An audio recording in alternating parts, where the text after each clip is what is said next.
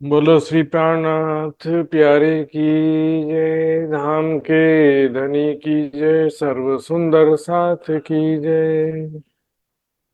प्रणाम जी सुंदर साथ जी। श्री कीर्तन ग्रंथ प्रशिक्षण शिविर के आज हम 128वें दिन में प्रवेश करने जा रहे हैं। तो जूम फेसबुक के माध्यम से उपस्थित सभी सुंदर साथ जी के चरणों में कोटानुकोट प्रणाम करते हुए आज का कार्यक्रम प्रारंभ करूंगा।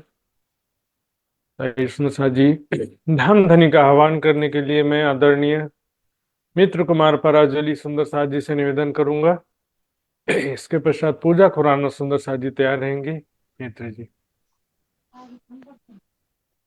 बोलिए धामधनी प्राणनाथ प्यारे की जय। सतगुरु महाराज की जय।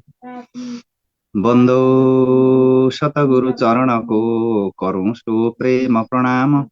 अशुभ हरण मंगल करण धनी श्री देवचंद्र जी नाम। श्री प्राणनाथ निज मूलपति श्री मेहराज शुभ नाम। तेज कुंवरी श्याम जुगलको पल पल करूं प्रणाम। प्राण वल्लभ प्राण प्रियतम धामधनी सचिदानंद पूर्ण ब्रह्म परमात्मा राजी महाराज मा कोटि कोटि प्रेम प्रणाम। र आजका कार्यक्रममा उपस्थित सम्पूर्ण सुन्दर साजीमा कोटि कोटि प्रेम प्रणाम। महाराजी सुशान्त महात्माजीको चरण कमलमा कोटि कोटि प्रेम प्रणाम। प्रणाम जी महाराजी, प्रणाम जी। आजको शोभा प्राप्त भएको छ, प्रस्तुत गर्न लागिरहेको छु। प्रणाम। आओ जिबाला मारे घेर आओ जिबाला। आओ जिबाला मारे घेर आओ जिबाला। एकलडी परदेशमा मुने मुकिनेका चल्या आओ जिबाला। आओ जिबाला मारे घेर आओ जिबाला।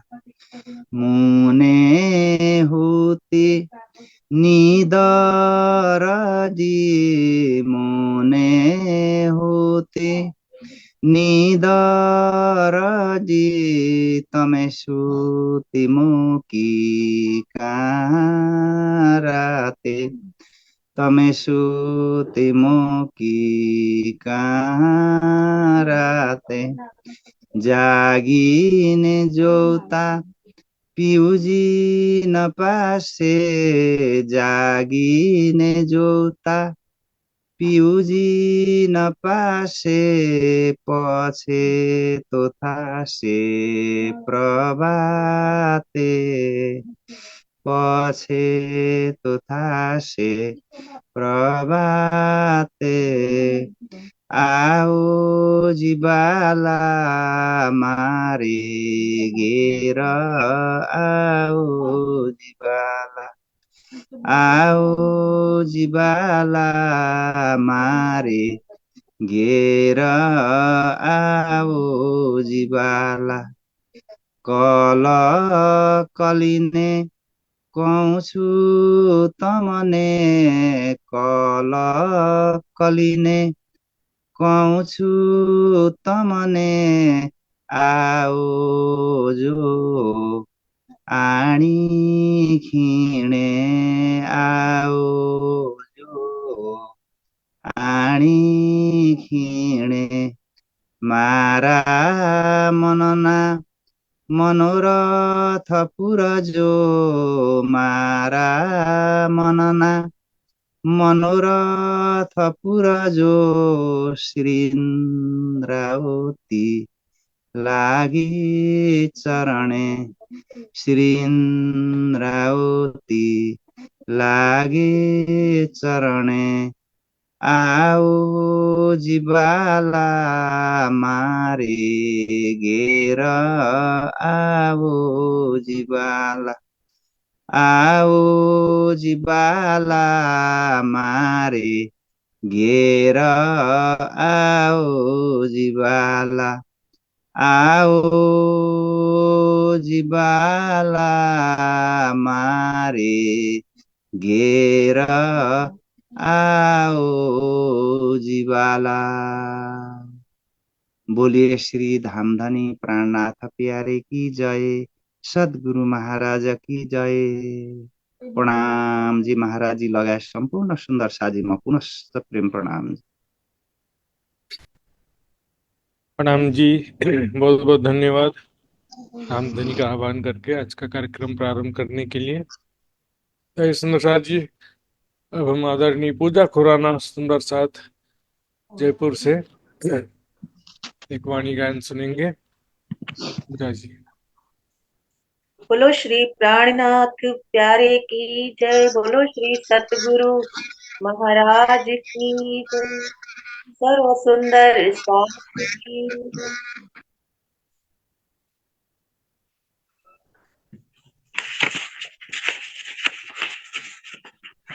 कीर्तन प्रकरण 72। जंजीरा मुसाफ की, जंजीरा मुसाफ की, मोतियों में पिरोए जब, मोतियों में पिरोए जब, जिनसे जिनस मिलाइए, जिनसे जिनस मिलाइए, पाइए मगज माए ने तब, जंजीरा मुसाफ की, जंजीरा मुसाफ की।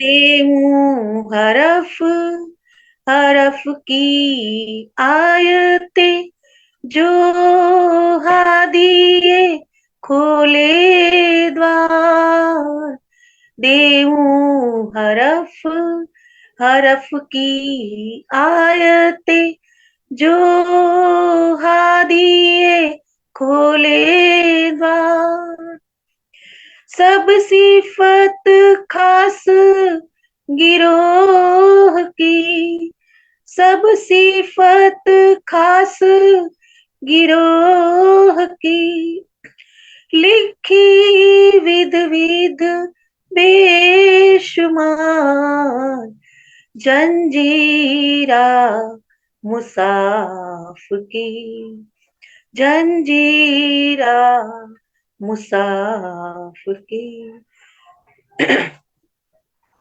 कलाम अल्लाह की इशारते, खोल दैया खसम, कलाम अल्लाह की इशारते, खोल दैया खसम,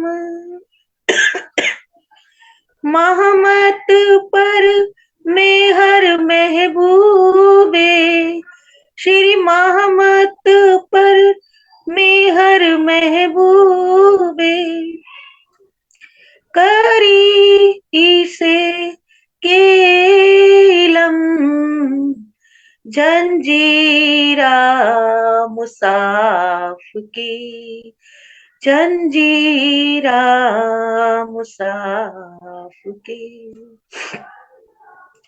ब्रह्म श्रेष्ठ वेद पुराण में कही सो, ब्रह्म समान, ब्रह्म श्रेष्ठ वेद पुराण में कही सो, ब्रह्म समान, कई विध की बुजरा किया, देखो साहेदी कुरान, कई विध की बुज रखियां, देखो साहेदी कुरान, जंजीरा मुसाफ की, जंजीरा मुसाफ की।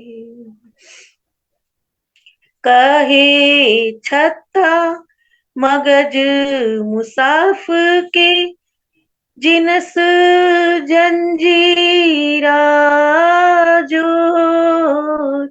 कहे छत्ता मगज मुसाफ के, जिनस जंजीरा जोर।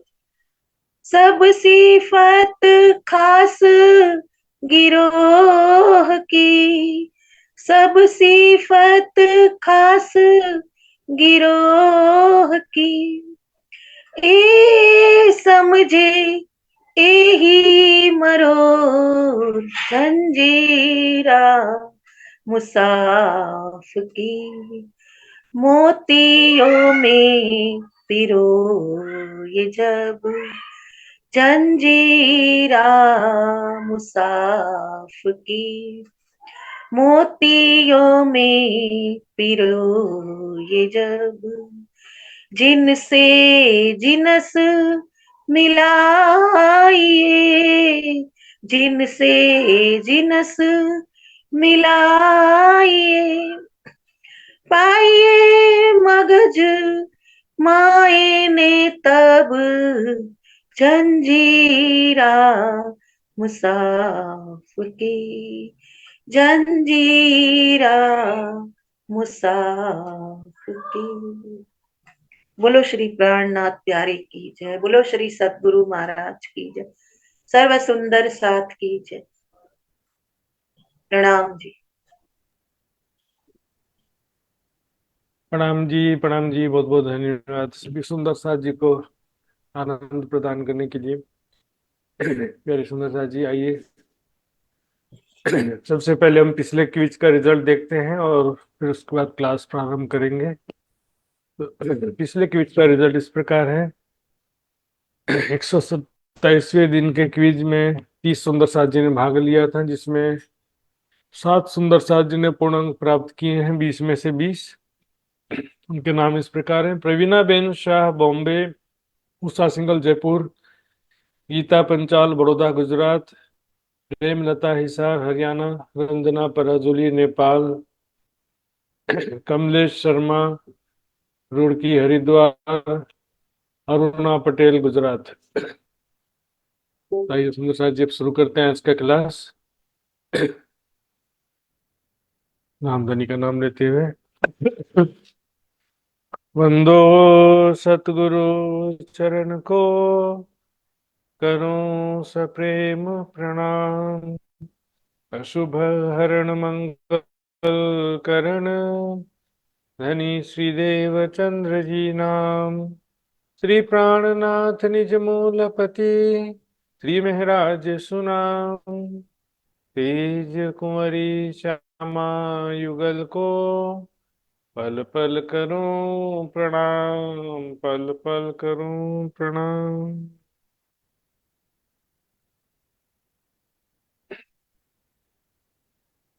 ब्रह्म सृष्टि धाम पहुँचा बसी, और मुक्त देसी सबन। कल जुग असुराई मेट के, पार पहुँचा बसी त्रिगुण। पार पहुँचा बसी त्रिगुण। और भी साख नीके देऊं,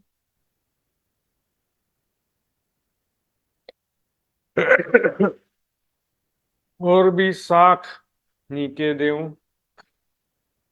हे परब्रह्म अक्षरातीत धाम के धनी,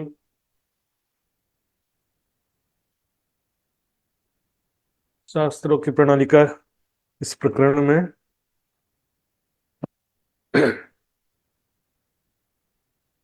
धीरे धीरे विषय वस्तु पर आगे बढ़ते हुए, शास्त्रों से, शास्त्र शब्द से तात्पर्य केवल 6 दर्शन या 6 शास्त्र से नहीं है। यहाँ पर समस्त धर्म ग्रंथों से, संसार में जो भी धर्म ग्रंथ हैं, सभी धर्म ग्रंथों में, परमात्मा के विषय में, कलयुग के अंतिम समय के विषय में, परमात्माओं के विषय में क्या निर्धारण किया गया है, क्या उसमें वर्णन किया गया है, इसको बोलते हैं शास्त्रों की प्रणालिका। और भी साख निके देऊं, इससे पहले अभी पिछली चौपाइयों में शास्त्रों की बात चल रही थी, अब कह रहे हैं और भी साक्षी नीके, मतलब अच्छी तरह से और भी साक्षी में देती हूं, ताकि सारा संशय दूर हो जाए। कर देखो विचार, इन बातों का विचार करके जरा देखना, आंख मुंद करके न यहाँ चलना है न वहां चलना, विचार करके चलना, कहीं भी चलना है तो जो आपका विवेक, आपकी बुद्धि है, आपका चिंतन, आपका हृदय जो गवाही देता है, उस पर विचार करना जरूरी है। सुंदर सा जी सभी धर्म ग्रंथों का भी विचार करना आवश्यक है, सभी महापुरुषों ने क्या कहा उसका भी विचार करना होता है, तब जाकर के हम किसी सार्थक परिणाम, निर्णय, डिसीजन पर पहुंचते हैं। आखिर अथर्वण वेद पर सब सृष्टों का मुद्दा है। सब सृष्टों का मतलब ब्रह्म सृष्टि, ईश्वरीय सृष्टि और जीव सृष्टि, सभी सृष्टियों का मुद्दार। मुद्दा मतलब क्या होता है? मुख्य बात, जीवन का जो मुख्य लक्ष्य है, या समझो सभी सृष्टियों का भविष्य इसी पर निर्भर है। सभी सृष्टियों का आत्म कल्याण, मुक्ति या मोक्ष प्राप्ति जो है इसी पर निर्भर है। जैसे चौपाई आता है ना, मेरा इश्क सो मेरा या ही सो मुद्दा है, इश्क दीजिए मोहे अपना, मेरा या ही सो मुद्दा है। मुद्दा का मतलब होता है, जैसे चुनावी मुद्दा बोलते हैं ना, मुद्दा मतलब कोई मुख्य बिंदु या बात होती है जिस पर लक्ष्य की प्राप्ति निर्भर होती है। तो यहां पर कह रहे हैं आखिर अथर्वण वेद पर।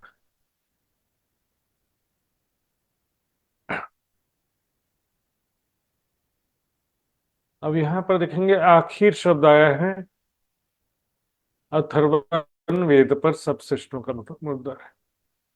प्रकट अर्थ क्या होता है? अथर्व वेद जो कि चारों वेदों में से अंतिम वेद है ना, सामवेद, ऋग्वेद, यजुर्वेद, उसके बाद आता है अथर्ववेद। तो अथर्ववेद जो है चारों वेदों में से अंतिम वेद कहलाता है। लेकिन यहाँ पर अभी जो हम प्रसंग देखेंगे आगे की चौपाइयों में भी, यहाँ पर किसकी बात चल रही है? क्योंकि वाणी में बातिनी रूप से भी कई बार लिखा होता है। जैसे यहाँ पर चार वेद जो कहते हैं, उसी प्रकार से कत्ते पक्ष में भी चार ग्रंथ आते हैं, जम्बूर, तौरेत, अंजील और कुरान। तो वहां पर भी जो चौथा ग्रंथ है कुरान होता है। तो यहाँ प्रसंग के हिसाब से हम जब आगे देखते जाएंगे तो हमारे सामने जो निष्कर्ष निकल के आएगा, क्योंकि सिर्फ एक चौपाई को देख करके सीधा अर्थ नहीं ले सकते हैं, आगे पीछे की चौपाइयां भी देखना होता है।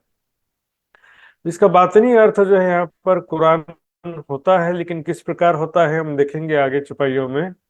तीनों वेदों ने यूं कहा, वेद अथर्वण सबको सार। यहाँ पर अब देखेंगे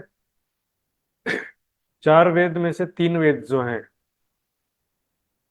जहरी अर्थ के हिसाब से क्या होता है? अथर्व वेद जो है बाकी तीनों वेदों का सार है।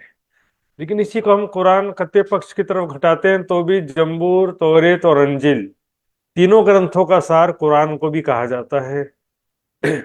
ये वेद कुली में आखिर त्रिगुण को पहुंचावे, त्रिगुण को उतारे पार। समस्त त्रिगुणात्मक जीवों को भव से पार करेगा ये वेद।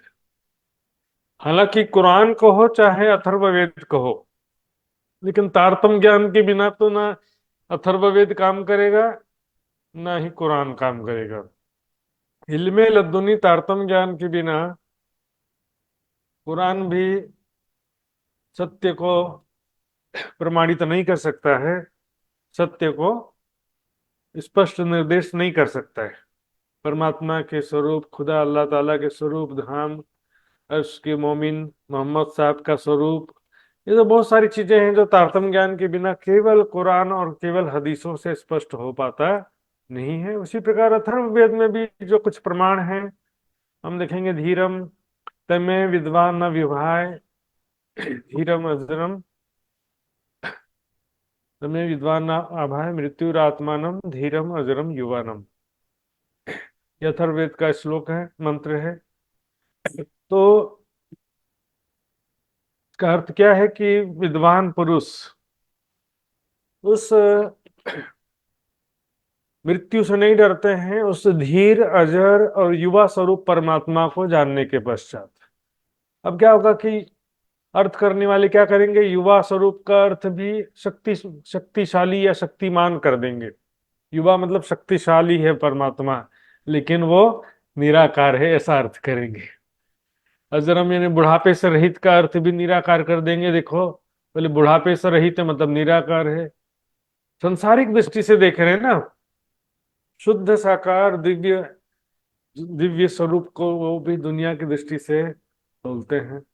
तो तारतम्य ज्ञान के बिना किसी का भी काम नहीं होता है। लेकिन बात क्या है, यहाँ पर प्रामाणिकता की बात है। क्योंकि सिर्फ तारतम्य ज्ञान से यदि हम कहते हैं और ग्रंथों का प्रमाण नहीं देते हैं तो दुनिया वाले का कोई विश्वास नहीं करेगा। ग्रंथों का प्रमाण जरूरी होता है दुनिया वालों के लिए। अब जिसको प्राणनाथ जी की वाणी पर विश्वास आ गया है उसको तो दुनिया के प्रमाण नहीं भी मिले तो चल जाता है। लेकिन जो दुनिया वाले हैं उनको तो चाहिए ना।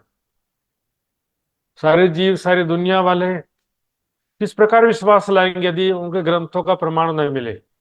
जिनको वेदों के प्रति श्रद्धा है उनको वेदों से प्रमाण चाहिए, जिसको भागवत के प्रति श्रद्धा है, पुराणों के प्रति श्रद्धा है, उनको भागवत से, पुराणों से प्रमाण चाहिए। जिसको कुरान पर श्रद्धा है उनको कुरान से, हदीसों से प्रमाण चाहिए। जिसको बाइबल पर श्रद्धा है उनको बाइबल से प्रमाण चाहिए। जिसको जहां श्रद्धा है उनको, इसलिए कहा है ना, हिंदुओं को हिंदुओं की, मुस्लिम को मुस्लिम की तर, सब समझे अपनी मिने, जब आए इमाम आखिर। ऐसा जाहिर कर लिखिया, ऐसा प्रकट रूप से लिखा हुआ है। कैसा लिखा प्रकट रूप से, कि तीनों वेदों ने कहा है कि अथर्वण वेद सबका सार है और अथर्ववेद ही सारी दुनिया को भव से पार करेगा। लेकिन यहाँ पर प्रश्न उठता है कि देखिए सुनो सर, चारों वेद सृष्टि के प्रारंभ से ही आए हुए हैं,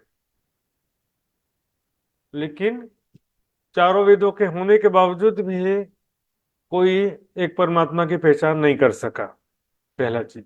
दूसरा जो है, इस चारों वेद जो है इसमें कोई भी भविष्यवाणी या कलयुग के अंतिम समय की बातें या जगत के अंतिम समय की बातें कुछ भी अलग से नहीं लिखी। भविष्य ग्रंथ नहीं कहा जाता, वेदों को भविष्य ग्रंथ कभी भी कहा जाता नहीं है।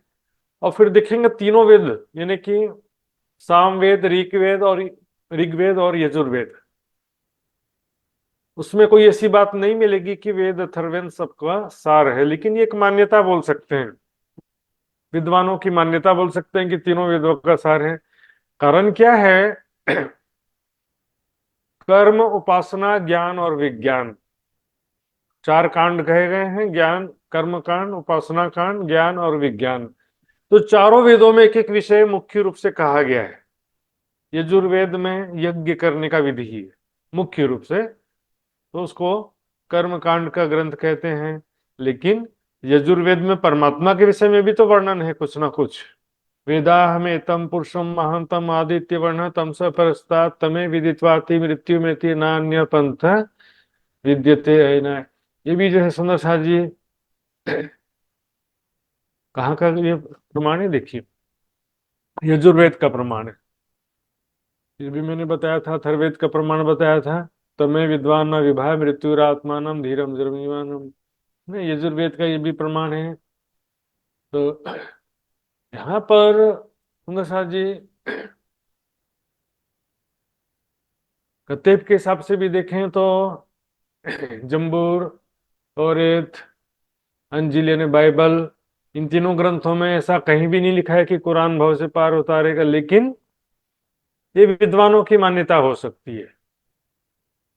जी भी ये प्रशिक्षण चिरंतन प्रशिक्षण शिविर था, जैसा तैसा बोल करके या जैसा तैसा लिख करके आगे बढ़ गए, ऐसा तो नहीं कर सकते ना। इसमें हर पहलू का विचार करेंगे अपन। बहुत सारी बातें ऐसे हैं जिसका खोज अभी भी आप कर सकते हैं स्वाध्याय स्टडी करके। ऐसा जाहिर कर लिखिया पर जिनको नहीं आकिन, ऐसा प्रकट रूप से लिखा है, कह रहे हैं, पर जिनको नहीं आकिन, जिनको धर्म ग्रंथों पर विश्वास नहीं है। विश्वास नहीं का मतलब क्या होता है कि अपने बुद्धि से उसको बदल देते हैं। जो बात लिखी है, लिखा तो है पर ऐसा कैसे हो सकता है। चेंज कर देंगे। जैसे कि वितक में आता ना प्रसंग, मोहम्मद के उम्मत की अर्जी ना पहुंचे कान। मतलब कि ये बात लिखा तो है लेकिन लगता किसी ने गलती से लिख दिया है। ऐसा कैसे हो सकता, अपनी बुद्धि दौड़ा देते हैं। वाणी में लिख तो दिया है लेकिन ऐसा कैसे हो सकता है, वेदों के अनुसार ऐसा नहीं हो सकता, या इसके हिसाब से वैसा नहीं हो सकता, उसके हिसाब से वैसा नहीं हो सकता है। जो लिखा है उसको नहीं मानना। मतलब ये लिखा जरूर है लेकिन ऐसा नहीं हो सकता, ये तो उसके हिसाब से लिख दिया है। तो इसमें जिसको यकीन विश्वास नहीं है वो अपनी क्या होता है, सो कैसे कर्मान ही जिनकी मत मलिन। इसकी बुद्धि जो है माया से अशुद्ध है। मलिन का मतलब अशुद्ध होता है, मतलब मायावी विकारों से युक्त है, या अज्ञानता से युक्त है, या माया की आशा तृष्णा से युक्त है। कुछ भी मान सकते हैं आप। क्योंकि हमारा ध्यान जब संसारिक इच्छा कामना से युक्त है तो हमारा ध्यान संसार की तरफ लगा रहेगा। तो कोई भी चीजों को हम जो ग्रहण करने का विषय वस्तु होता है ना, कई चीजें छोड़ देते हैं हम। जैसे जिनको भौतिक सुख बहुत अच्छे लगते हैं, ऐसे बहुत सारे प्रचारक भी मिलेंगे और सुंदर साथ भी मिलेंगे। जिसको खाना पीना स्वादिष्ट भोजन और भौतिक सुख सुविधा अच्छी लगती है। जैसे प्रवक्ता भी कभी चर्चा में नहीं बोलेंगे कि संयमित जीवन जीना चाहिए, प्रवक्ता भी ऐसे नहीं बोलेंगे। और श्रोतागणों को भी ऐसा सुनना अच्छा लगता नहीं है। तो क्या होता है कि फिर वो जो ग्रहण चौपाई कह रही है उसको ग्रहण ही नहीं करते हैं। दुख बड़ो पदार्थ जो कोई जाने, तात है सुख को छोड़ के, सुख को छोड़ के दुख ले सके तो ले। लेकिन वो छोड़ देते हैं, ये बात ऐसे ही कह दिया है, अपने को इसमें ध्यान नहीं देना है, दूसरी चौपाई पे ध्यान दे रहे हैं। तो ऐसे कई चीजें कुरान में, हदीसों में, बाइबल में, वेदों में, पुराणों में भी ऐसी चीजें होती हैं। जिनके मायावी विकारों से या इच्छा कामना आशा तृष्णा से युक्त बुद्धि है, या पहले से ही एक धारणा मन में बैठा रखे हैं, तो वो फिर दूसरी धारणा को विचार ही नहीं करते हैं।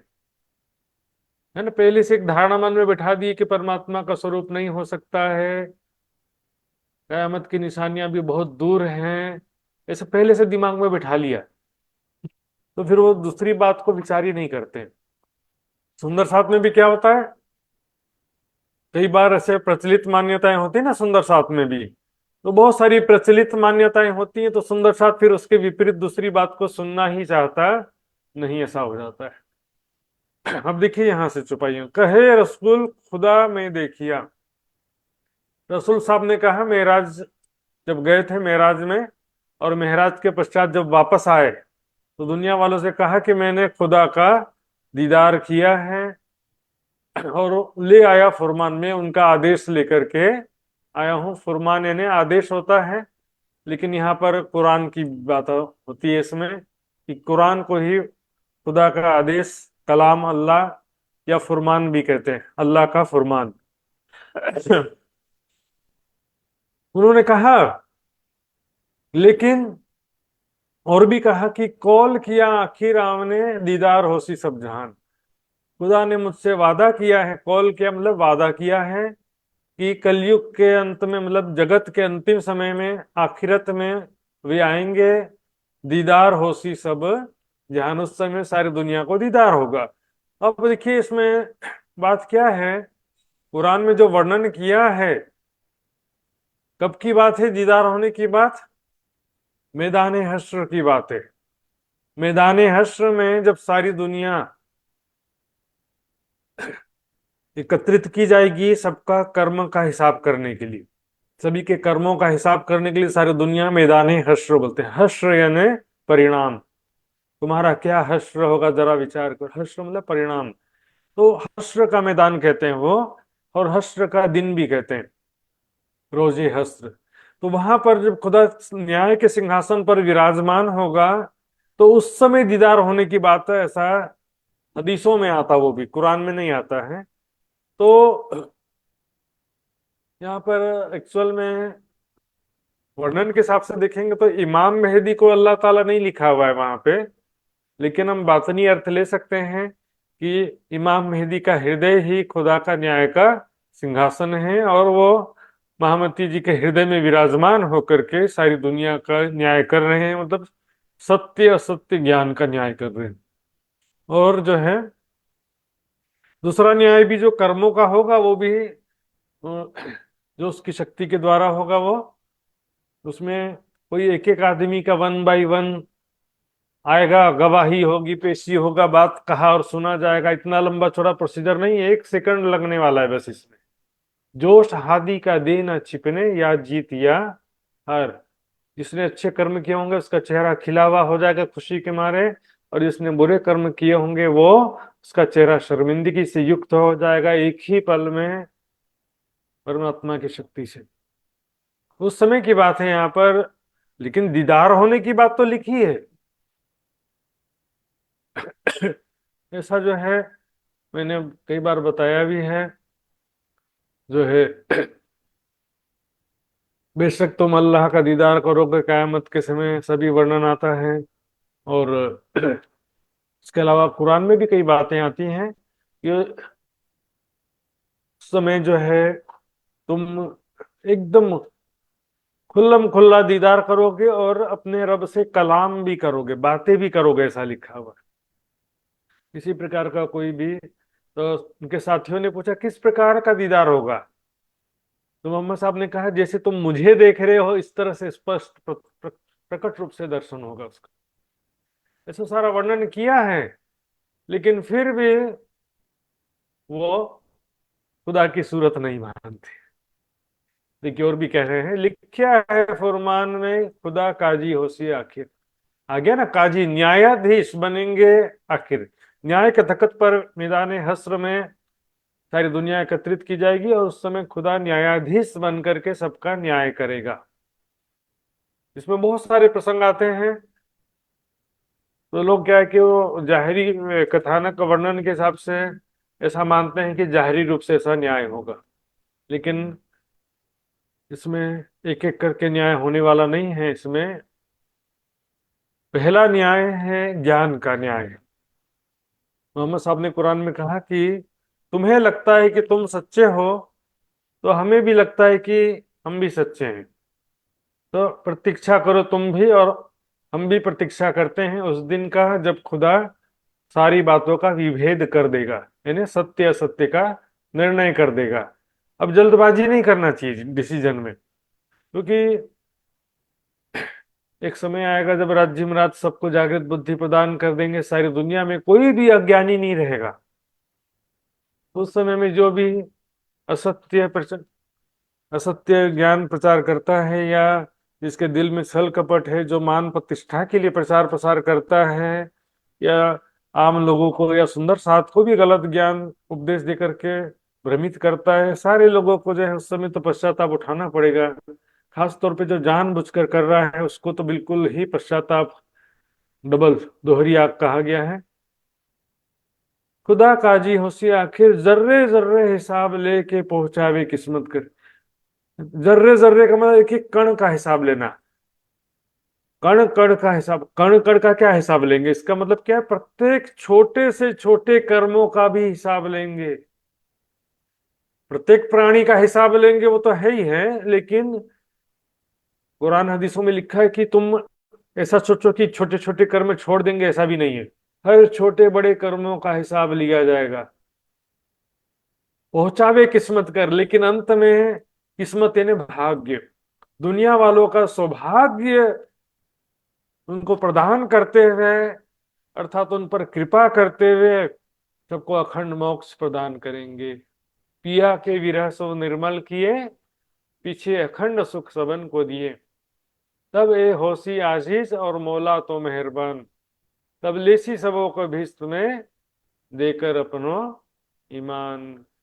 सबको भिस्त में, सबको राज्य की कृपा करके, ये परब्रह्म अक्षरातीत हक ताला सबके ऊपर कृपा करेंगे, सारी दुनिया को अखंड मोक्ष प्राप्त करेंगे, प्रदान करेंगे, प्राप्त होगा सबको। मोमिन मुत्की वास्ते इतावसी खुदाए। मोमिन यानी ब्रह्म सृष्टि, मुत्की यानी ईश्वरी सृष्टि।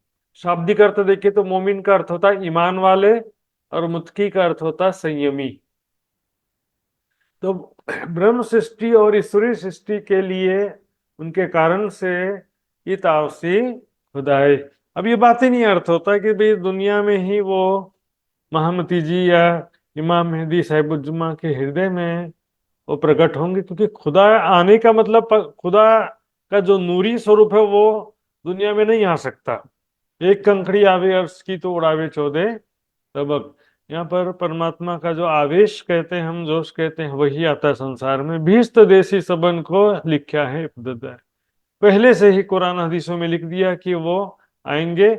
आएंगे तो किसके लिए? ब्रह्म सृष्टि ईश्वरी सृष्टि के कारण से, लेकिन भीष्ट देसी सबन को, है ना। क्या देखी रे हम दुनिया, जो इनको ना करें अखंड। ये पहले से लिख दिया कि सारी दुनिया को मोक्ष प्रदान करेंगे। अब देखो, सो समया सरते सब लिखी बीच अथर्वन। यहां पर बात किसकी चल रही है? इतावसी खुदाए, कुरान की बात चल रही ना। लिखा है फरमान में खुदा काजी होसी आखिर, कहे रसूल खुदा में। देखिए कुरान की बात चल रही है। और यहां पर भी देखिए, सो समया सरते सब लिखी। समय एग्जैक्ट टाइमिंग, और सरते मतलब निशानियां, सब लिखी हैं बीच अथर्वन। अब अथर्ववेद हो चाहे चारों वेद में से कोई भी वेद हो, चारों वेदों में से किसी भी वेद में भविष्य का कोई बातें नहीं लिखा होता है, समझिए। आपने कल की अवतार, बुद्ध निष्कलंक अवतार के विषय में बहुत सारे प्रमाण सुने और पढ़े होंगे। सारे प्रमाण पुराणों में से ही मिलते हैं, या तो बाइबल या कुरान में से मिलते हैं आखिरत के विषय में। लेकिन चार वेद में से कल की अवतार, बुद्ध निष्कलंक स्वरूप या परमात्मा आखिरत में आएंगे, ऐसा कोई भी प्रमाण चारों वेदों में से किसी में भी नहीं मिलता है। क्या लिखा देखिए, कहावे पढ़े मोहम्मद के पर पावे ना किन बिन। यहाँ एकदम स्पष्ट हो जाता सुंदर साथ जी, अथर्ववेद शब्द से यहाँ पर तात्पर्य कुरान से ही है। यदि अथर्वन वेद से बात होता तो पहली बात, अथर्ववेद में कोई भी समय या निशानी नहीं लिखी है आखिरत के विषय में। कोई समय जैसे 1735 या भविष्य दीपिका के अनुसार शालिवाहन राजा का जो 1600 वर्ष व्यतीत होने पर, या विक्रमादित्य राजा के 1735 वर्ष व्यतीत होने पर, या कुरान में जैसे 11वीं सदी का वर्णन आता, उस तरह से कोई भी प्रमाण अथर्ववेद या किसी भी वेद में नहीं लिखा। यहाँ पर बात चल रही कुरान की चल रही है, और उसी के कारण से यहाँ कह रहे हैं तीसरे चरण और चौथे चरण में, कहावे पढ़े मोहम्मद के पर पावे ना किन बिन। मोहम्मद के कहलाते हैं, कुरान पढ़ते हैं, हदीसें पढ़ते हैं, फिर भी उनको समझ में आता नहीं, क्योंकि उनके अंदर विश्वास ही नहीं है, ईमान का निशान ही नहीं है। अर्थात खुदा की चाहत ही उनके दिल में नहीं है, इसलिए समझ पाते नहीं है। देखिए फिर से देखिए, यहाँ पर मोमिन मुत्की वास्ते इतावसी खुदाए, सो समया सरते सब लिखी बीच अथर्वेद, कहावे पढ़े मोहम्मद के पर पावे ना किन बिन। यदि अथर्ववेद की बात चल रही है तो यहाँ पर लिखना था ना, मोहम्मद शब्द नहीं आना था यहाँ पर, कुरान की बात ही नहीं होना था। कहावे पढ़े मोहम्मद के पर पावे ना किन बिन। अथर्ववेद का जो है सुंदर सा जी यहाँ पर कुरान से तात्पर्य, अथर्ववेद में कोई भविष्य का समय या निशानी कोई भी बात नहीं लिखी है। न बुद्ध निष्कलंक स्वरूप के प्रकटन का समय लिखा है, न जगत के अंतिम समय की कोई निशानियां भी नहीं लिखी है। ज्ञान की बातें चारों वेदों में कुछ ना कुछ मिलती हैं, परमात्मा के समय से संबंधित बातें चारों वेदों में मिलती हैं। चारों वेदों के प्रमाण हम देखते हैं। ज्यादातर सामवेद का प्रमाण लगभग नहीं देखा होगा, लेकिन ऋग्वेद का भी प्रमाण हम देखते हैं और यजुर्वेद का भी प्रमाण हमने देखा है। देखिए, खिलवत की भी दो चौपाइयां यहाँ पर हम देखेंगे। ये जो लिखी है, इसको मैं डायरेक्ट खिलवत ग्रंथ से ही आपको दिखाता हूँ। ये देखिए 66 नंबर की चौपाई देखिए। जोलो ताला खुले नहीं द्वार अथर्वन कतेब, पाई न तरफ हक बका न कछु खेल फरेब। जब तक अथर्वन कतेब का, यहाँ पर देखिए बात कहाँ की चल रही है। जो होशी रोहे अर्श की तीन आवे ईमान अव्वल, आखिर तो सब लियासी दोजक की आग जा। सो ताला इन मुसाफ का क्यों खुले ईमान बिन, है ना। मुसाफ यानी कुरान, कुरान के ताला मतलब वो ये रहस्य, जो सांकेतिक वचन निशानियां लिखी हैं, कयामत की निशानियां। सो खोले ताला फरेब क्यों रहे जब हो गया बकाश दिन, जोलो ताला खुले नहीं द्वार अथर्वन कते। देखिए यहाँ पर कह रहे ताला इन मुसाफ का, कह रहे ना कुरान का ताला, और यहाँ पर भी कह रहे दोनों ताला खुले नहीं द्वार अथर्वन कतेब। स्पष्ट रूप से कतेब यानी कुरान को ही यहाँ पर अथर्ववेद कहा जा रहा है। सुंदर साथ जी, ऋग्वेद में भी कुछ प्रमाण लिखा होगा, लेकिन समया शर्तें सब लिखियो, अथर्वन में ना कोई समय लिखा है ना निशानी लिखी है। कयामत जगत के अंतिम समय या परमात्मा के जगत में आने के विषय में कोई बात लिखी होती ना, तो वैदिक मत वाले कभी भी ये बात नहीं मानते कि परमात्मा दुनिया में आ ही नहीं सकता, बोलेंगे वो। यदि कोई बात लिखी होती तो वे ऐसा कभी भी नहीं कहते। वैदिक मत वाले कभी भी परमात्मा के जगत में प्रकट होने की बात मानते ही नहीं है, क्योंकि उसमें लिखा ही नहीं है। कहावे पढ़े मोहम्मद के पर पावे ना यकीन भी, है ना। समया शर्तें सब लिखी हैं कुरान में, लेकिन मोहम्मद के कहलाते हैं, कुरान पढ़ते भी हैं, फिर भी उनको पता चलता नहीं। रब एक राह चला उसी देकर अपना हुक्म।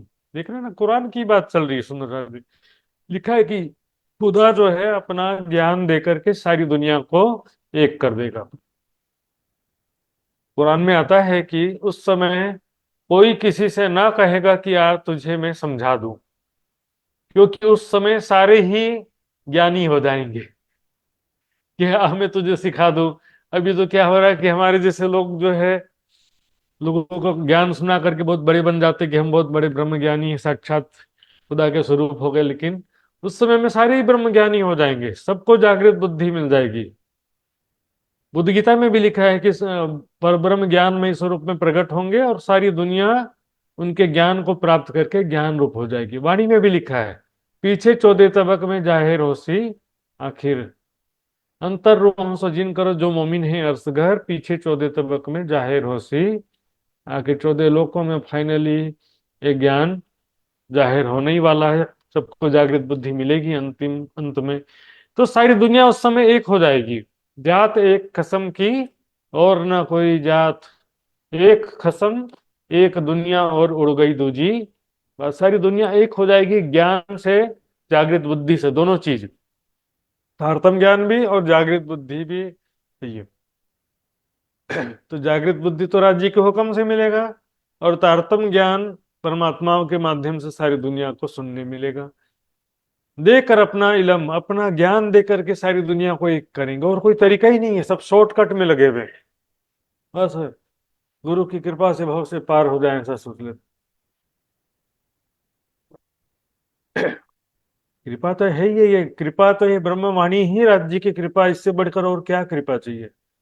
शरीयत सो माने नहीं, ठीक है ना, कुरान की बात चल रही है कि नहीं, सुनो जी। शरीयत यानी शरीयत को मानने वाले जो जाहिरी मुसलमान हैं, वो इन बातों को मानते नहीं। कौन सी बातों को? पहला तो रसूल खुदा में देखिए, रसूल साहब ने कहा कि खुदा को मैंने देखा है। दूसरा, दीदार होसी सब जहान, सबका न्याय करेंगे काजी होकर के, हैं? बीस सबको देंगे, सारा कुछ लिखा है, समय शर्तें सब लिखी हैं। इन बातों को वो मानते ही नहीं है। इसलिए क्या कहते हैं वो कि खुदा बेचून है बेचगुन है, कहे खुदा की सूरत नहीं बेशबी बेनिगुन है। ये हिंदू ग्रंथों में नहीं लिखा है। देखिए, ये भी 4 शब्द कुरान में नहीं लिखे हैं। ये तो मान्यताएं हैं, जाहिरी लोगों की मान्यताएं। हिंदू क्या कहेंगे कि परमात्मा कैसा है? निराकार है, निर्गुण है, शून्य है, निराकार है। 4 चीज बोलते हैं ना, निराकार, निर्गुण, शून्य, निरंजन। उसी तरह से ये 4 चीजें, बेचून, बेचगुन, बेशबी, बेनिमून। सिंपल है, देखिए। बेचून यानी उनका कोई भी स्वरूप नहीं है, निराकार। बेचगुन, गुण का मतलब निर्गुण, यहाँ पर बे आ गया ना। बेचगुन मतलब निर्गुण। बेछबी, छवि मतलब छवि के बिना, यानी स्वरूप के बिना, उसका कोई स्वरूप नहीं है। बेनिमून यानी निमुना से रहित, उदाहरण जिसका ना हो, उपमा से रहित, अनुपम है। यानी खुदा की सूरत नहीं है, वो तो निराकार है, निर्गुण है, निरंजन है, शून्य है, बेचून है, बेचगुन है, बेछबी है, बेनिमून है। ये विद्वानों ने निष्कर्ष निकाला, सुंदर सा जी। इतना पढ़ करके भी ऐसा हालत है ना। सो समया सरते सब लिखी बीच अथर्वण। कुरान में सारी संकेत में कयामत का समय, निशानियां सब लिखी हैं।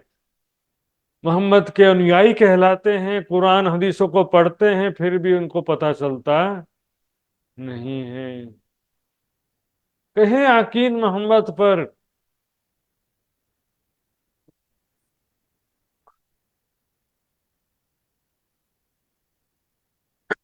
कहे यकीन मोहम्मद पर, कहते हम मोहम्मद साहब पर ईमान ला रहे हैं, विश्वास रखते हैं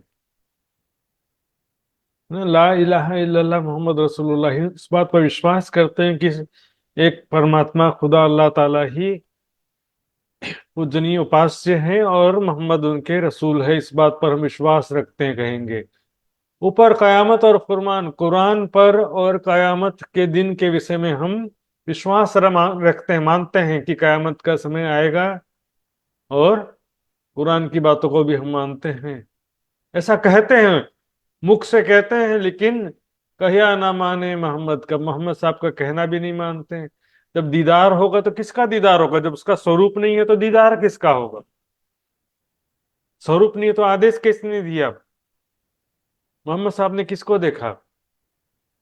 वो क्या, नूर का अर्थ सिर्फ प्रकाश लगा देते हैं कि मोहम्मद साहब ने लाइट को देखा, ऐसा समझ लेते हैं। लाइट में से आवाज आया, तो भैया उसमें क्या लिखा कि खुदा अपने अर्श पर विराजमान हुआ। खुदा ने 6 दिनों में दुनिया को बताया, फिर अपने अर्श पर विराजमान हुआ।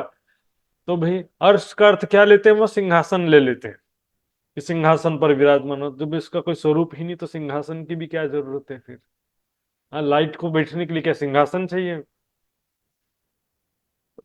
बड़ा देखिया है ईमान, उनका ईमान। महामती जी करें ऐसा अद्भुत विश्वास देखा। नास्तिक कर बैठे हते, देख वेद कतेब के माहे। नास्तिक यानी अविश्वासी, अवज्ञाकारी थे। मतलब जो वेदों को, कुरान को नहीं मानता है, एक परमात्मा को नहीं मानता है।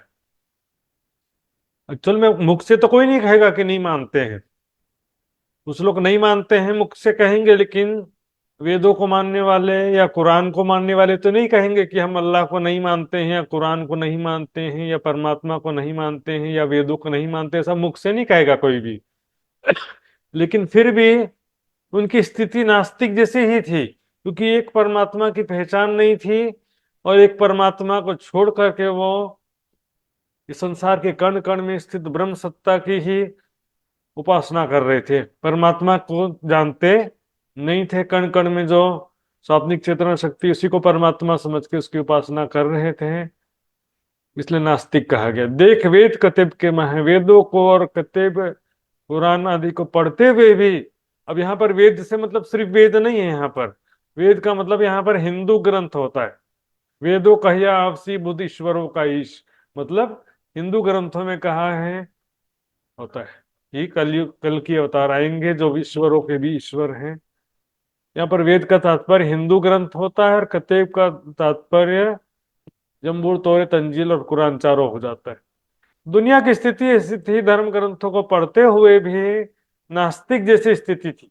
मुख से बोलते थे विश्वास लाए हैं, लेकिन एक्चुअल में जबकि एक परमात्मा को जानते भी नहीं है और एक परमात्मा की उपासना भी नहीं कर, जब जानते ही नहीं तो गलत फहमी में किसी और की ही उपासना करे जा रहे थे। क्या कहते थे? पांच तत्व त्रिगुण बिना कहे और कुछ भी ना है।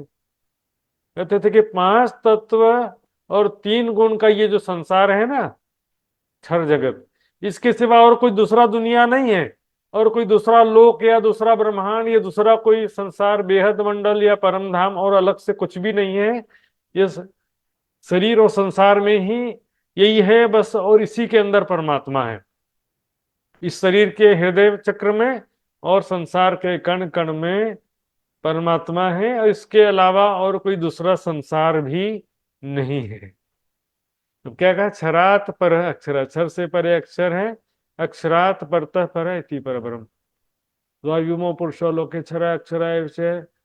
क्षर और अक्षर दो पुरुष हैं, कहा गया द्वायुमो पुरुषो, लेकिन क्या है कि दोनों परमात्मा नहीं है। उत्तम पुरुषस उत्तम पुरुषस्त्व अन्य, उत्तम पुरुष इन दोनों से भिन्न है, लेकिन सब को संसार में घटा दिया। क्षर कहते हैं शरीर को, और संसार को क्षर कह दिया। अक्षर ये शरीर के अंदर जो जीव चेतना, उसको अक्षर कह दिया। उत्तम पुरुष किसे कह दिया? नारायण को। तो इस कारण से क्या हो गया कि शरीर संसार के अंदर ही सबको घटा दिया। क्षर अक्षर अक्षराती उत्तम पुरुष सबको शरीर और संसार में घटा दिया। इस शरीर और संसार से परे कुछ और दूसरा भी है, उनको मालूम नहीं है। कहे नासूत मलकूत और तीन पर ला मकान। और कते पक्ष वाले इसी बात को कैसे कहते हैं कि वे मृत्यु लोक है, वैकुंठ है, और उसके ऊपर ला मकान है। ला मकान का वैसे शाब्दिक अर्थ होता है क्षर ब्रह्मांड, लेकिन यहाँ पर क्षर जगत होता है, लेकिन यहाँ पर भाव है निराकर्ष, अपनी चेतना शक्ति का भाव है। पढ़ के वेद कतेब को करत मायने यह निदान। हिंदू ग्रंथ को और कतेब ग्रंथों को पढ़ने के बाद में वो ऐसा अर्थ करते हैं, मायने मतलब अर्थ, फाइनली अंततः ऐसा अर्थ करते हैं। वो कैसा अर्थ करते हैं कि नासुत मलकुत के ऊपर जो ला मकान है, निराकार शून्य है, वही परमात्मा है, जो संसार के कण कण में और सभी प्राणियों के हृदय में विद्यमान। केवल क्षर जगत के बाहरी किनार पर चारों तरफ है ऐसा नहीं कहता कोई भी ऐसा नहीं कहता है। निराकार मतलब जो जगत के कण कण में, तो जगत का जो अंतिम छोर जहां भी होगा वहां तक कण कण है, तो वहां भी परमात्मा, यानी कण कण में जो ब्रह्म सत्ता है उसको परमात्मा कहते हैं। वो तो जगत के कण कण में है, तो वो बीच में भी है और जगत के बाहरी किनार तक भी है, जो कि पांच तत्व से परे है, ऐसा कहते हैं। तो इसी जो है कण कण में स्थित ब्रह्म सत्ता को ही वे परमात्मा मान लेते हैं। देखो मुसलमानों में भी क्या होता है, जो हम देखेंगे सूफी मत है, वो क्या करते हैं? अनल हक, उनका सिद्धांत है अनल हक, यानी अहम ब्रह्मास्मि। मेरे अंदर भी खुदा का नूर है, तुम्हारे अंदर भी खुदा का नूर है, कण कण में खुदा का नूर है। लो भैया, शरीर संसार से परे का कोई भी विचार कर पाता नहीं। न तो ये शब्द शास्त्रों के स्तुति सबों को शुद्ध, ये तो सभी ग्रंथों में ये सब बातें लिखी हुई हैं। जो प्राणनाथ जी, इमाम मेहदी साहिब उज्जमा जो भी ज्ञान की बातें बता रहे हैं, वो बातें शास्त्रों में सब लिखी तो है, और होती सबों को शुद्ध, सब पढ़ते भी हैं उसको। उत्तम पुरुषस्त्व अन्य पढ़ते कि नहीं पढ़ते? सब पढ़ते हैं। उपनिषदों में जो कहा क्षरात पर अक्षर अक्षरात पढ़ता पर इति पर ब्रह्म, वो भी पढ़ते हैं सब। गुरु नानक जी ने कहा क्षर से परे अक्षर से पर वाही पुरुष का करो विचारा, वो भी पढ़ते हैं। कबीर जी ने कहा अक्षर लोक के ऊपर अक्षरातीत अनूप, वो भी सब पढ़ते हैं, है ना। सभी ग्रंथों में जो बातें लिखी हैं, नासुत मलकुत जबरूत के ऊपर लाहूत, सब पढ़ते तो हैं, लेकिन तो भी पकड़े ला मकान शून्य को। ला का मकान या शून्य का अर्थ कोई भी अचेतन सूक्ष्म परमाणु परमात्मा है ऐसा कोई भी नहीं कहता है। तब क्या कहते हैं? कण कण में और सभी प्राणियों के हृदय में जो चेतना है वही परमात्मा है, मैं भी परमात्मा, तुम हो, कण कण में परमात्मा है। उस कण कण को ही में जो परमात्मा की शक्ति है, ब्रह्म सत्ता है, स्वाप्निक चेतना शक्ति है, उसको ही सब परमात्मा मान लेते हैं। अचेतन सूक्ष्म परमाणु को कोई भी परमात्मा थोड़ी कहेगा।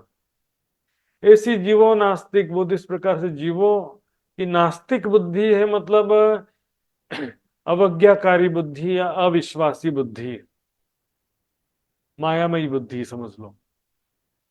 मतलब बातें परम धाम शब्द प्रयोग करते हैं सब, परम धाम, तो इस परम धाम इसी शरीर के अंदर बोलेंगे कि यही परम गुहा हृदय चक्र ही परम धाम है, और उसमें जो चेतना है वही परमात्मा है, सभी कोई घटा देगा। कोई एक कल्पना कर करके पता नहीं बहुत सारे परम धाम की कल्पना कर ली है सब लोग। पहले परम धाम में आत्मा परमात्मा दोनों निराकार रूप में है, ज्योति रूप में है, तो भी परम धाम की क्या जरूरत है फिर? ज्योति स्वरूप निराकार को फिर किसी धाम की भी क्या जरूरत है? फिर वो धाम कहाँ पर है बोलेंगे तो वो भी किसी को ज्ञात होता नहीं। ऐसी जी वो माया की बुद्धि है ना, स्वाप्निक बुद्धि से क्या करें बेचारे। ग्रंथों में सब बातें लिखी हैं, जिन जानो शास्त्रों में कुछ नहीं है, शास्त्रों में सब कुछ। इसी प्रकरण की छुपाई हमने पिछले क्लास में सुना पढ़ा था। अब जाहिर हुई शिष्ट ब्रह्म की और जाहिर वतन ब्रह्म। अब तारतम्य ज्ञान के द्वारा, जागृत बुद्धि के द्वारा ब्रह्म सृष्टि की पहचान दुनिया में जाहिर हुई। वास्तव में वो मोमिन कौन है, ब्रह्म सृष्टि कौन है, ब्रह्म मुनि कौन है, और वो चूजन पर्सन्स कौन है, और जाहिर वतन ब्रह्म, ब्रह्म का जो धाम है वो भी दुनिया में अब जाहिर हुआ। इस शरीर और संसार के कण कण में ही सब ब्रह्म का धाम समझ रहे थे।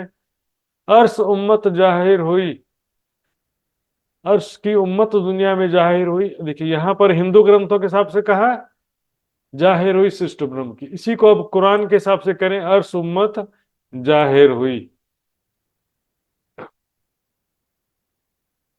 अर्श की उम्मत है ना, परम धाम की आत्माएं दुनिया में जाहिर हो गई, यानी उनकी पहचान। अब वास्तव में कौन है वो ईमान वाले? हुई जाहिर सूरत खसम, खुदा परमात्मा जो खसम है सबका, सबके आत्मा का प्रीतम है, उसका स्वरूप कैसा है वो भी दुनिया में अब ज्ञान जाहिर हो गया कि नूरी किशोर स्वरूप, युगल स्वरूप, अमृत सूरत कहा गया जो नशा जी, वो बात अब दुनिया में वो ज्ञान जाहिर हो गया, स्पष्ट हो गया प्रमाणों के साथ में।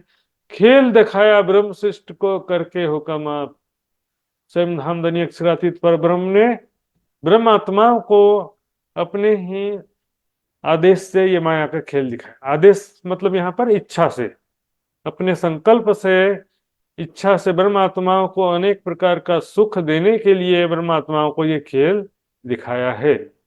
अनेक सुख देने को साहेबे दई फरामोशी, अनेक प्रकार का सुख देने के लिए यहाँ पर ये माया का खेल दिखाया है। ये झूठा खेल कायम किया। अब ब्रह्मात्माएं जब यहाँ पर आई, पर ब्रह्म अक्षरातीत की शक्ति आई, ऐसी दिव्य ब्रह्म लीला जब हुई है, तो झूठा नश्वर माया का खेल भी अखंड हो गया। सभी प्राणी यहाँ के, सभी जीव भी अखंड हो गए, सभी प्राणी अखंड हो गए, क्योंकि इस लीला में जो जो शामिल होगा सब अखंड हो जाएंगे।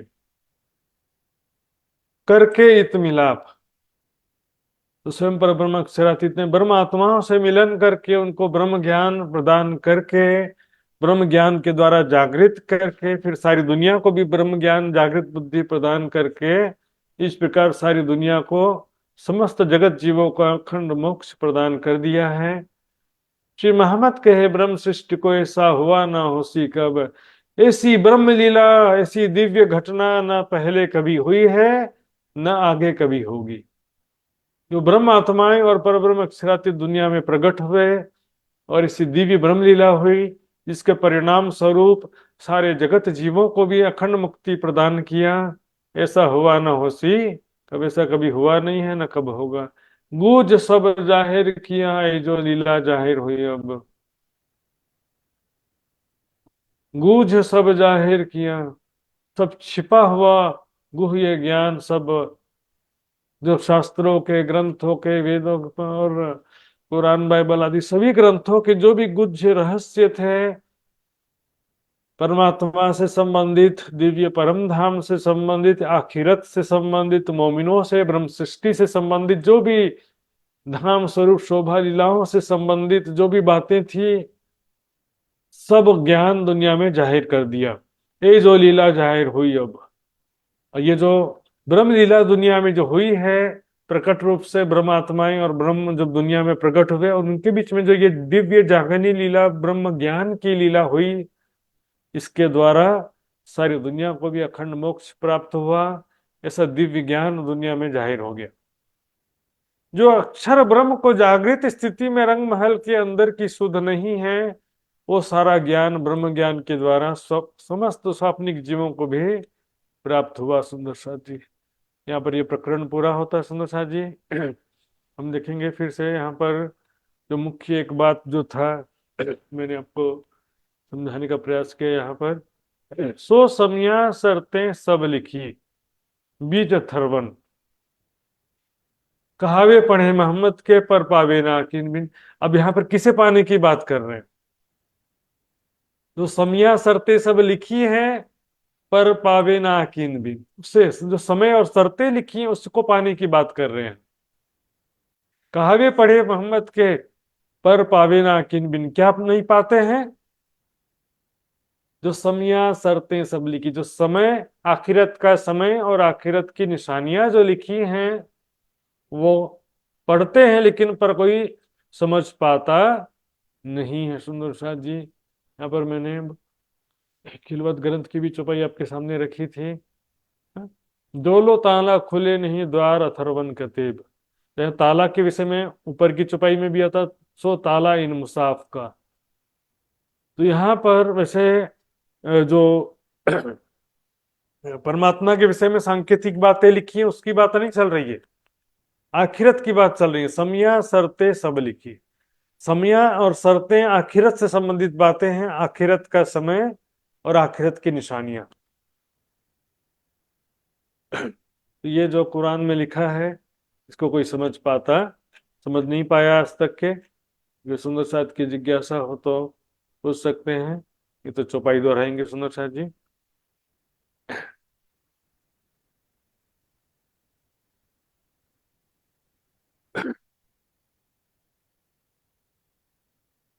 भाई सुंदर साथ जी चौपाई दोहराते हैं। और श्री महामत कहे ब्रह्म सृष्ट को, महामत कहे ब्रह्म सृष्ट को, ऐसा हुआ न होसी कब, ऐसा हुआ न होसी कब। गूझ सब जाहिर किया, गुज सब जाहिर किया, ये जो लीला जाहिर हुई अब, ये जो लीला जाहिर हुई अब, ये जो लीला जाहिर हुई अब। ये जो लीला जाहिर हुई अब। बोलो श्री प्राणनाथ प्यारे की जय, धाम के धनी की जय, सर्व सुंदर साथ की जय। प्रणाम सुंदर साथ जी, प्रणाम सुंदर साथ जी। कल जूम क्लास इसी समय में बराबर लगेगा सुंदर साथ जी, सभी सुंदर साथ जी उपस्थित रहेंगे कल भी।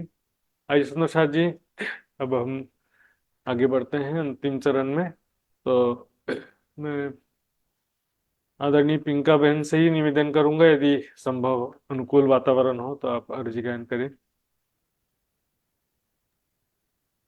बोलो श्री प्राणनाथ प्यारी की जय।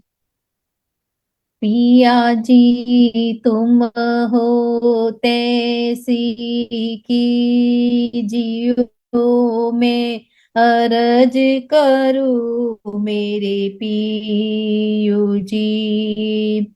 हम जैसी तुम जिन करो, मेरा तलफ तलफ जाए जीव जी। जीवे रातो जीवे नहीं क्यों, मीठे दिल की प्यास जी। सब विद पिया जी समरथ, दिन रैन जात है रोई रोई जी। सॉरी, मिस्टेक हो गई थोड़ी सी। जीवे रातो जीवे नहीं क्यों, मीठे दिल की प्यास जी। तुम बिना किन सो कहूँ पिया, तुम हो मेरी आस जी। आस बिरानी तो करूँ पिया, जो कोई दूसरा होय जी। सब विद पिया जी समरथ, दिन रैन जात है रोए रोए जी। जन्म दीजो मैं होती सो क्यों, देखो के कर जी। जब तुम आप दिखाओगे, तब देखूंगी नैन नजर जी। हे पुकार पिया जी मेरी सुन के, अब डील करो अब जीन जी।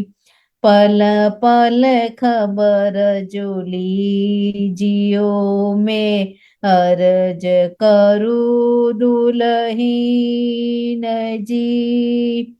एती अरज में तो करूँ जो, बीच पड़ी अंतराय जी। सो अंतर आड़ी टाली के, दुल्हा लीजे कंठ लगाए जी। कंठ लगाइए कंठ सो, पिया कीजे हास विलास जी। वारणे जाय श्री इंद्रावती, पिया राखो कदमों के पास जी। तुम दुल्हा में दुल्हनी पिया, और न जानो बात जी। ईशक सो सेवा करूं पिया, सब अंगों साख्यात जी। सदा सुखदाता श्री दाम दनी में, कहा कहूँ किन सो बात जी। श्री महामति युगल स्वरूप परवारी, अंगना बलि बलि जाय जी। सदा सुखदाता श्री दाम दणी में, कहा कहो किन सो बात जी। श्री महामति युगल स्वरूप परवारी, अंगना बलि बलि जी। बोलो श्री प्राणनाथ प्यारे की जय।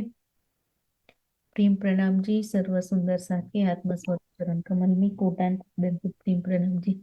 सुंदर साथी माफ कर देना, थोड़ी मिस्टेक हो गई और प्रणाम प्रणाम। जी, प्रणाम जी। नहीं नहीं, थोड़ा सा हो गया लेकिन कवर कर लिया आपने। सुंदर साथ जी,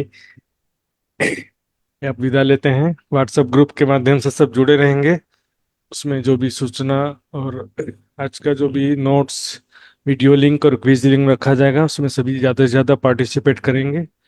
आइए सुंदर साथ जी, अब हम सभी विदा लेते हैं। सभी सुंदर साथ जी के चरणों में कोटि कोटि प्रणाम जी। प्रणाम जी। प्रणाम माँ जी, प्रणाम। प्रणाम जी, प्रणाम जी, प्रणाम जी, महात्मा जी प्रणाम प्रणाम। महाराज जी, प्रणाम जी।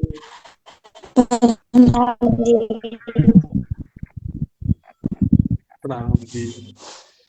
प्रणाम जी।